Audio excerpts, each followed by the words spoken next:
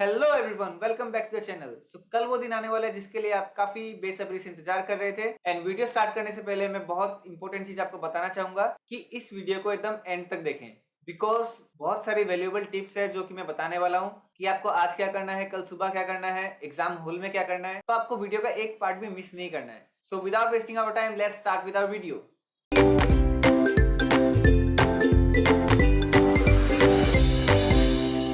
सबसे पहले मैं शुरू करूंगा आज के दिन को लेकर, फिर आप सुबह अपना दिन को कैसे शुरुआत करोगे एंड देन आपको एग्जाम हॉल में क्या करना है। मैं सीरियल वाइज जाऊंगा। तो अगर अभी की बात करूं तो आपको अपना माइंडसेट ठीक करना है। सबसे बड़ा डाउट अभी किसी किसी के मन में ये हो सकता है जिसके अंदर कॉन्फिडेंस लेवल थोड़ा सा लो है या जिसके अंदर थोड़ा है भी, ये डाउट आना एक लाजमी है कि मॉक टेस्ट में मेरे मार्क्स कम आ रहे हैं और इसलिए मैं काफी ज्यादा डिप्रेस्ड हूँ। ये एक कॉमन क्वेश्चन है सबका। तो मैं आप सभी को बताना चाहूंगा कि जब मैंने आईबीपीएस पीओ का एग्जाम दिया था एंड वो मेरा फर्स्ट एग्जाम था आईबीपीएस पीओ का प्रीलिम्स, तो मॉक टेस्ट में मेरे आ रहे थे अराउंड 40 to 50, मींस 40 से 50 के बीच में कुछ एक नंबर मेरे आ रहे थे जितनी बार भी मैं मॉक टेस्ट अटेम्प्ट कर रहा था। वहीं मैंने अपने एक दोस्त से पूछा था तो उसके आ रहे थे 72 78, इस तरीके से 70 to 80 के हाउस में। एंड मैंने पहले कभी एग्जाम दिया नहीं था तो ये सोच रहा था कि इसके तो इतने ज्यादा आ रहे हैं, मेरे इतने कम, तो मेरा सिलेक्शन तो होने वाला नहीं है, चलो टाइम पास के लिए एग्जाम देने चलते हैं। मेरे मन में सिर्फ यही एक चीज चल रही थी। बट जब मैं एग्जाम हॉल गया तो मेरे अटेम्प्ट्स हुए थे 86 एंड वही मेरे दोस्त के हुए थे 70 to 80 के हाउस में समथिंग, एंड मुझे मिले थे अराउंड 75 मार्क्स एंड उसका सिलेक्शन ही नहीं हुआ था प्रीलिम्स में। तो मैं यही बोलना चाहता हूँ कि मॉक टेस्ट के मार्क्स ऐसा नहीं है कि आपके जो मॉक में आ रहे हैं वो आपके एग्जाम में आएंगे। मॉक्स का लेवल ज्यादातर टफ किया जाता है हर एक साइट में, चाहे कोई भी साइट हो।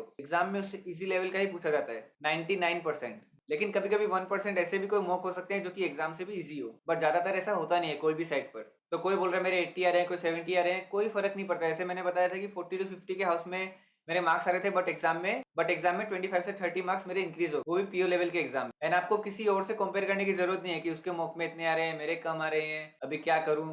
तो सबसे पहली चीज मेरी यही थी कि इस चीज को दिमाग से निकाल दो। चाहे आपके एकदम कम आ रहे हैं, एकदम फर्क नहीं पड़ता, बिंदास आप एग्जाम देने जाओ कल। और ये हो गई अभी माइंडसेट की बात। उसके बाद मैं आता हूँ सेकंड चीज पर, जो कि है आप अपनी स्लीप अभी प्रॉपर लो। अगर हो सके तो आप टाइम से सो जाओ। अगर आपकी फर्स्ट शिफ्ट का एग्जाम है तो ज्यादा देर आपको कुछ करने की जरूरत नहीं है, क्योंकि अभी नई चीज करने का समय नहीं बचा है। जितना आपको आता था आपने अप्लाई कर लिया, अभी कोई नई चीज आपको नहीं करनी, क्योंकि अभी थोड़े से ड्यूरेशन में ऐसा कुछ नहीं कि बहुत बड़ी चीज हो जाएगी। अगर हाँ वहीं कुछ जीए की बात हो, जैसे कि कुछ रटने वाला हो या कुछ समझने वाला, तब एक बात अलग है। बट मैथ्स इंग्लिश रीजनिंग ये तीनों चीज तो प्रैक्टिस की है, तो उसमें आप करोगे क्या। ज्यादा से ज्यादा आप इंग्लिश की रीडिंग कर सकते हो, होते होते कुछ भी आपने पढ़ लिया, बट आपको एग्जाम पॉइंट ऑफ व्यू से अभी नहीं करके चलना है। आराम से आप अभी सो जाओ, आराम से आप अपनी प्रॉपर स्लीप लो 8 आवर्स की मिनिमम, ताकि आप एग्जाम हॉल में पूरे फ्रेश माइंड से अटेम्प्ट कर पाए। मैं भी प्रीलिम्स के एग्जाम में अच्छे से स्लीप लेता था, बट मेंस के एग्जाम में लेने की कोशिश करता था, बट ले नहीं पाता था क्योंकि जीए इतना स्टॉक हो जाता था मेरा कि मुझे करना पड़ता ही था। बट आप पहले से प्रिपरेशन करके रखो ताकि एग्जाम टाइम में आप अपने माइंड को पूरा फ्री रख पाए, तब डेफिनेटली आप कुछ मार्क्स तो ज्यादा कर पाओगे। अभी आपका माइंड सेट भी ठीक हो गया, आपने प्रॉपर स्लीप भी ले ली।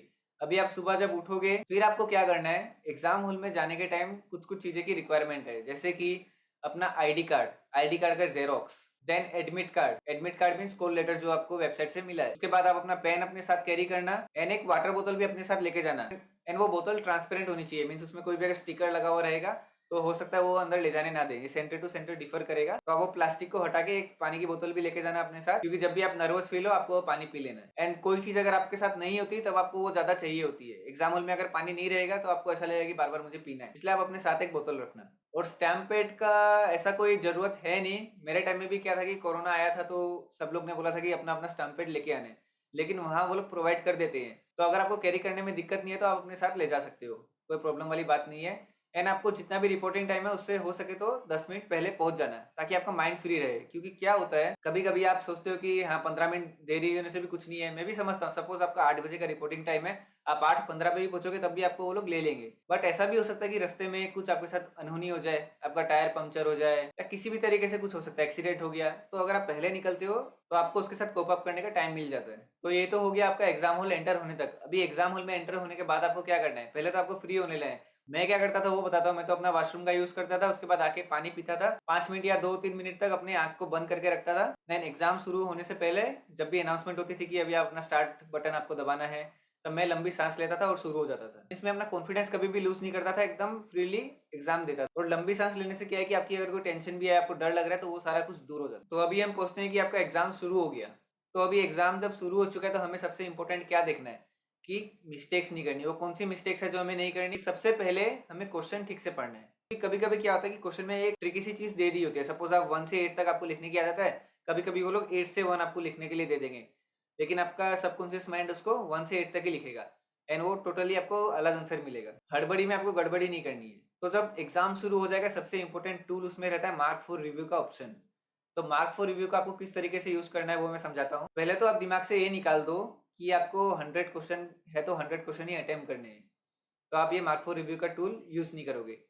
ये ये चीज आप दिमाग से निकाल देना, क्योंकि पेपर का लेवल कभी भी बोल के नहीं आता है। हो सकता है हमेशा ये 96 97 इतनी कट ऑफ जाती है और इस बार 50 कट ऑफ चली जाए, पेपर का लेवल इतना हार्ड आ जाए। तो इसलिए प्री डिसाइडेड अपना माइंड को मत रखो। एक आप फॉर्मूला अपना बना के रखो कि आपको उसी तरीके से एग्जाम देना है, चाहे पेपर का लेवल कुछ भी हो। सो सही स्ट्रेटेजी ये है कि आप जब इंग्लिश का सेक्शन शायद सबसे पहले खुलेगा, तो जो भी आरसी होगा, रीडिंग कॉम्प्रिहेंशन, उसको आपको मार्क फॉर रिव्यू करना है, उसको पहले अटेम्प्ट करना ही नहीं है। और जो भी छोटे मोटे टॉपिक्स है, एरर डिटेक्शन एंड ऑल, वो सब पहले करना है। ये मैं अपनी काफी वीडियोस में बता चुका हूँ, लेकिन अभी लास्ट मोमेंट है तो बता रहा हूँ शॉर्टकट में। फिर जब वो सारा खत्म हो जाएगा, देन आपको आरसी पर आना है। उसके बाद नेक्स्ट सेक्शन सपोज आपका रीजनिंग का खुल गया, देन आपको बाकी सारा कुछ कर लेना है पजल को छोड़कर। एंड आप एक छोटा सा सम रख सकते हो। अगर आपने वो मेरी टेक्निक देखी है, जो कि मैंने अपने एक वीडियो में बताई थी, आरबी असिस्टेंट के 10 टू 12 स्ट्रेटेजी की वीडियो जो बनाई थी मैंने, अगर आप उस तरीके से प्रैक्टिस करते हुए आ रहे थे तब तो ठीक है, बट नया से आपको कुछ करने की जरूरत नहीं है।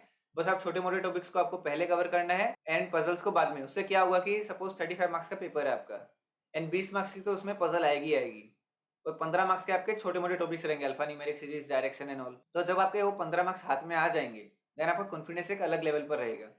उसके बाद आप पजल को आराम से कर पाओगे। लेकिन होगा क्या, अगर आप पजल को पहले ले लेते हो और आप कोई भी क्वेश्चन में स्टक हो गए पजल के, देन आपका माइंडसेट पूरा बिगड़ जाएगा एग्जाम हॉल में एंड हड़बड़ी की एक टेंडेंसी आ जाएगी, और जिसकी वजह से आप पूरा अपना पेपर खराब कर दोगे। इसलिए एक सिस्टमेटिक वे फॉलो करना है। And same goes with maths also, कि डीआई आपको बाद में करनी है एंड छोटे मोटे टॉपिक जितने भी हैं like quadratic equation, number series, वो आपको सब पहले कर लेने हैं। और रीजनिंग में जैसे कि मैंने बताया था कि एक फंसाने वाला क्वेश्चन आता है कि मीनिंगफुल वर्ड्स बनाना पड़ता है कुछ कुछ लेटर्स को लेकर, तो उसे तो आपको अटेम्प्ट करना ही नहीं है स्टार्टिंग में, एकदम लास्ट में करना। और अगर वो ना निकल रहा हो, मीन्स आप श्योर ना हो, तो उसे मार्क भी नहीं करना। एंड कोई भी चीज में आपको ये प्रीलिम्स के एग्जाम में किसी भी चीज में तुक्का नहीं लगाना। अगर आप 100% श्योर हो तो आप अटेम्प्ट करके आओ, क्योंकि इसमें नेगेटिव मार्किंग भी रहती है, तो आप कहीं ना कहीं फंस जाओगे। और सबसे इंपॉर्टेंट चीज, कोई भी क्वेश्चन को लेकर आपको लगे नहीं रहना है। आप देख रहे हो कि आपने थोड़ा सा किया बट कहीं आप फंस गए, देन आप एक लंबी सांस लो, आराम से एक बार के लिए रुक जाओ, फिर लंबी सांस लो और फिर से चाहो तो एक बार आप ट्राई करके देख लो। अगर फिर भी नहीं निकल रहा है, सीधा आप दूसरे क्वेश्चन पर निकल लो। मीन्स एक क्वेश्चन में 1 मिनट से ज्यादा तो आपको वेस्ट करनी नहीं है।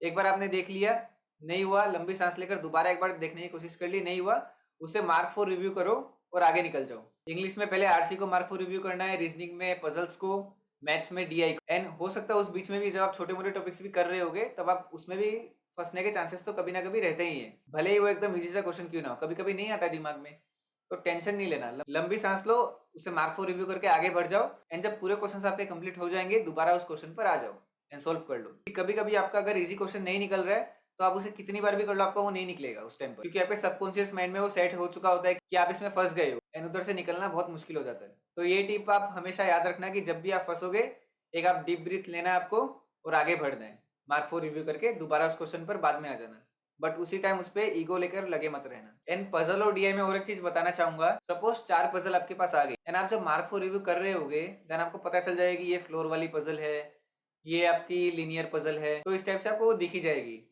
तो आपको क्या करना है, जिस पजल से आप ज्यादा फेमिलियर हो, जिस टाइप की आपने ज्यादा प्रैक्टिस करी है, तो उस पजल को पहले करना है। सपोज आपने 4 पजल मार्क फॉर रिव्यू कर दी, देन पहली पजल आपको वो उठानी है जो जिसके साथ आप सबसे ज्यादा फेमिलियर हो। उसके बाद धीरे धीरे लास्ट वाली पजल पर जाना है आपको।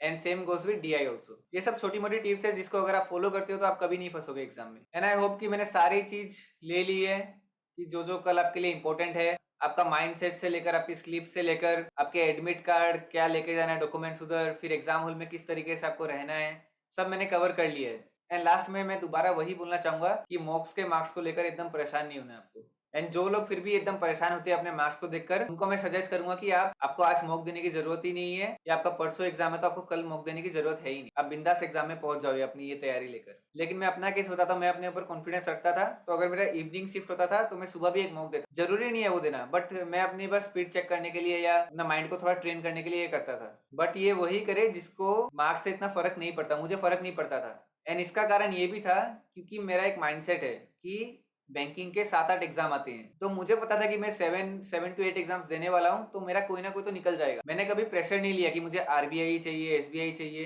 क्योंकि जब आप वो कर लेते हो देन कहीं ना कहीं आपके फंसने के चांस रहते हैं। फिर आपके पास एक प्रेशर आ जाता है कि इस बार अगर मेरा नहीं निकला तो क्या होगा, मेरा तो 1 साल बर्बाद हो जाएगा। इसलिए मुझे मॉक्स के मार्क्स से फर्क नहीं पड़ता था, क्योंकि मेरे अंदर इतना कॉन्फिडेंस था कि आरबीआई ने तो एसबीआई या तो आईबीपीएस कुछ ना कुछ तो मेरा निकल ही जाएगा। तो आपको भी वही कॉन्फिडेंस रखना है, एकदम प्रेशर नहीं लेना। अपॉर्चुनिटीज बहुत आएगी। हाँ, इसका मतलब ये नहीं है कि आप एकदम एग्जाम के बारे में सोचो ही ना। एक जीत होना अच्छा है कि काश मुझे आरबीआई में मिल जाए, काश मुझे एसबीआई में मिल जाए, वो एक होना अच्छा है, बट उसको लेकर प्रेशर में नहीं आना है। तो आप मेरी इस बात को समझने की कोशिश करना एंड कल एकदम आराम से एग्जाम देना विद कॉन्फिडेंस। कॉन्फिडेंस लूज नहीं करना है, चाहे आए या ना आए उधर नर्वस नहीं होना है। जो नहीं आ रहा उसे स्किप करते जाओ, जो आ रहा है उसे करते जाओ। So all the best for your exam, crack it. Fearless.